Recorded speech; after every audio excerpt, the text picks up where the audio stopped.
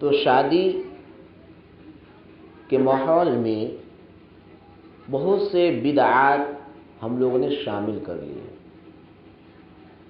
اب اتنی بدعات شادی میں داخل کر دیے ہیں جس کا اندازہ نہیں لگایا جا سکتا. اب دیکھیں،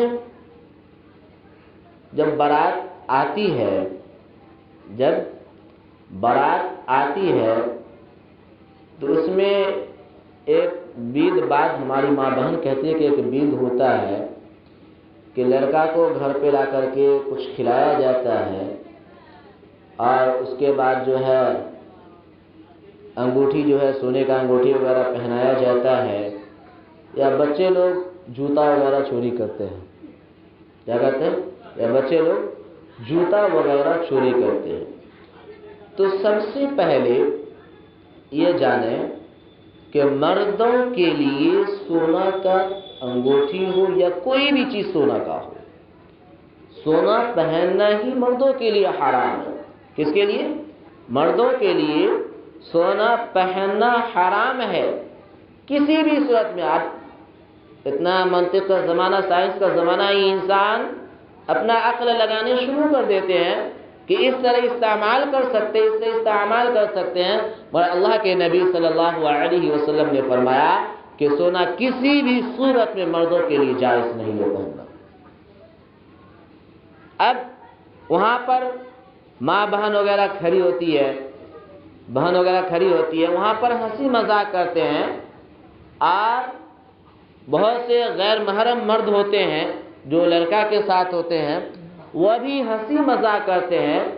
کیا کبھی ہم اور آپ اس بات پر غور کیے اللہ کے نبی صلی اللہ علیہ وسلم 11 شادیاں کر کے اپنی امت کو جو سبق دیے ہیں، کیا اللہ کے نبی صلی اللہ علیہ وسلم نکاح سے پہلے یا نکاح کے بعد ماں بہن کے سامنے بیٹھ کر کے کیا ہنسی مذاق کیے؟ نہیں. جب اللہ کے نبی صلی اللہ علیہ وسلم نے ہنسی مذاق نہیں کیے، پردہ کرنے کا حکم دیا، تو پھر آج اللہ کے نبی صلی اللہ علیہ وسلم کے سیرت کے خلاف کیوں کرتے ہیں؟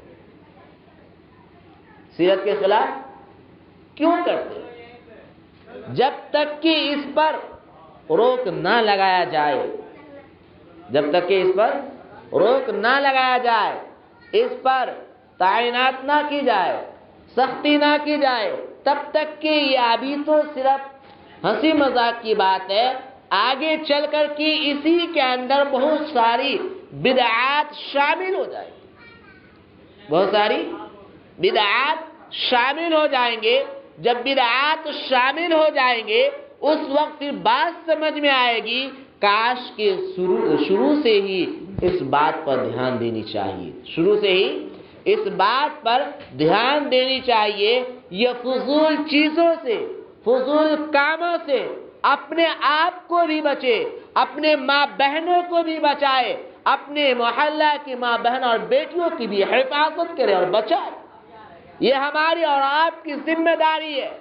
روز قیامت میں اگر ہم بہت ساری نیکیاں لے کر کے جائیں گے اور ہم سوچیں گے کہ ہم جنت میں چلے جائیں گے، تو جنت میں نہیں جا سکتے ہیں. میرے محترم سامعین، آپ کے بارے میں آپ سے آپ کے گھر والوں کے بارے میں پوچھا جائے گا، آپ کے محلہ کے بارے میں پوچھا جائے گا کہ کیا آپ عبادت کرتے تھے، اپنے گھر والوں کو دعوت دیا کرتے تھے، اپنے محلہ والوں کو دعوت دیا کرتے تھے.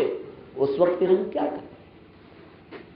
تو آج جو ہماری ماں بہن برائی کے اندر شریک ہے، ان کو روکا جائے.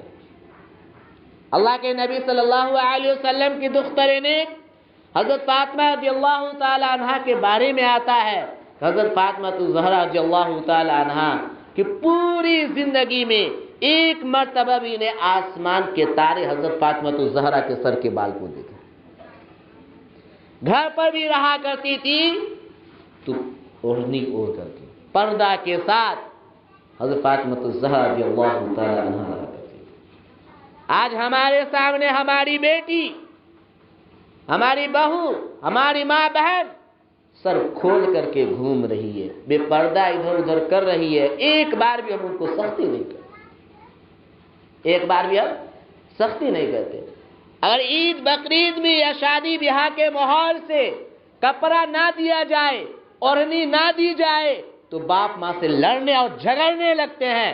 جب کپڑا اور اوڑھنی پردہ کے لیے دیا جاتا ہے تو وہی گردنوں کی زینت بنا کر کے گھومتے ہیں، اس وقت باپ کو سختی کرنے کا حق ہے۔ حکم ہے کہ جب تم کپڑا دیو تو اس کے بارے میں سوال کرو، پوچھو کیا کپڑا یا اوڑھنی گردنوں کی زینت بنانے کے لیے دیا؟ کیا مکھیا کے طرح گردن پر رومال ڈال کر کے چلنے کے لیے دیا؟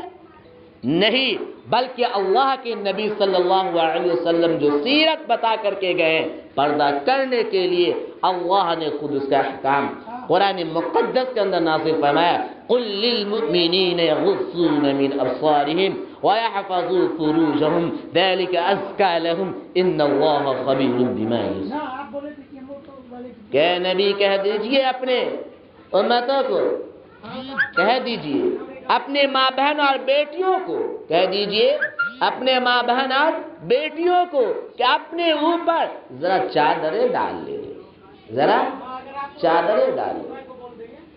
اب تو ہم یہ بھی نہیں جانتے کہ محرم اور غیر محرم کسے کہتے ہیں، ہمیں کن سے پردہ کرنا چاہیے ہماری ماں بہنوں کو اور کس سے پردہ نہیں کرنا چاہیے، یہ بھی جانکاری نہیں، جانکاری۔ اور یہ جانکاری ہو جائے تو ماشاءاللہ سب کچھ سدھر جائے۔ تب ان کو کیسے جانکاری ہوگی؟ جب ہم ان کو بتائیں گے، جب ان کو سمجھائیں گے، تب جب کہ اللہ کے نبی صلی اللہ علیہ وسلم نے ایک مرتبہ ارشاد فرمایا کہ وہ جہنمی ہے۔ کیا ہے؟ وہ جہنمی ہے، وہ جہنمی ہے۔ صحابہ کرام رضوان اللہ علیہم اجمعین نے ارشاد فرمایا، اللہ کے نبی صلی اللہ علیہ وسلم کون جہنمی ہے؟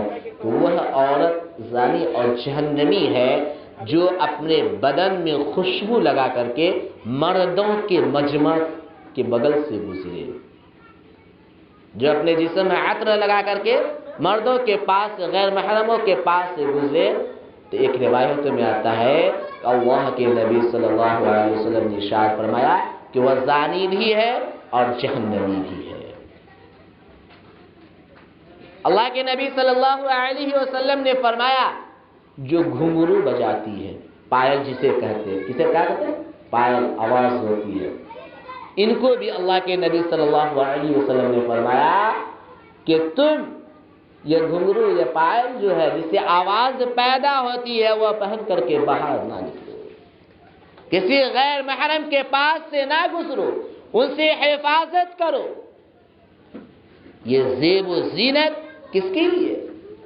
زیب و زینت اگر کسی کے لیے تو وہ شوہر کے لیے، اس کے علاوہ کسی کے لیے نہیں، شوہر کے علاوہ کسی کے لیے زیب و زینت نہیں۔ آج ہم دیکھتے ہیں شادی کے موقع سے ابھی اسی جگہ کلام اللہ، سنت رسول اللہ بیان کیے جا رہے ہیں، یا ہوتا ہو یا نہ ہوتا مجھے معلوم نہیں ہے، مگر وہی 9 بجے کے بعد یا 10 بجے کے بعد اسی مائک سے گانا بجانا شروع ہو جاتا ہے، اسی مائک پر ناچ گانا، بچے لوگ ڈانس وغیرہ سب شروع کر دیتے ہیں۔ یہ صرف مائک باجا جو ہے یہ صرف اور صرف پروگرام کے نام پر ہے۔ کس نام پر؟ پروگرام کے نام پر، باقی سے تمام برائی کام کیے جاتے ہیں، کیے جاتے نہیں کیا؟ تو اسی لیے جب ہم پروگرام کر رہے ہیں تو ان چیزوں سے، برائیوں سے اپنے آپ کو بچائیں۔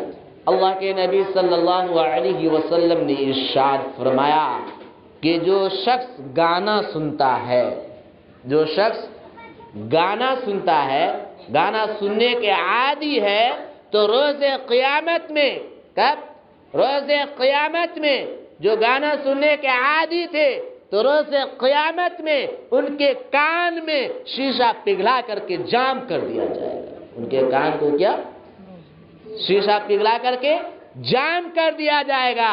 میرے محترم سامعین، ابھی شیشہ، گرم شیشہ کو ہم چھو نہیں سکتے، گرم شیشہ کو ہم پکڑ نہیں سکتے، اسی شیشہ کو پگھلا کر کے کانوں کو جام کیا جائے گا، اس وقت کا کیا عالم ہوگا۔ یہ چند لمحہ کی زندگی کے لیے اپنی آخرت کو برباد نہ کرے، اور آپ لوگ کوشش کریں جب بھی پروگرام ہو اللہ کے واسطے پروگرام میں آنے